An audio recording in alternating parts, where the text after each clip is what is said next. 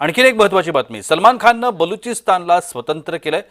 पाकडे नेटकरी संतापलेत।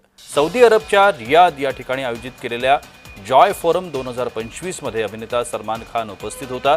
या कार्यक्रमात त्याने केलेल्या एका वक्तव्याची सध्या सोशल मीडियावरती जोरदार चर्चा होतीये। भारतीय चित्रपटांच्या जागतिक लोकप्रियतेदरम्यान आणि मिडल ईस्टमध्ये काम करणाऱ्या वाढत्या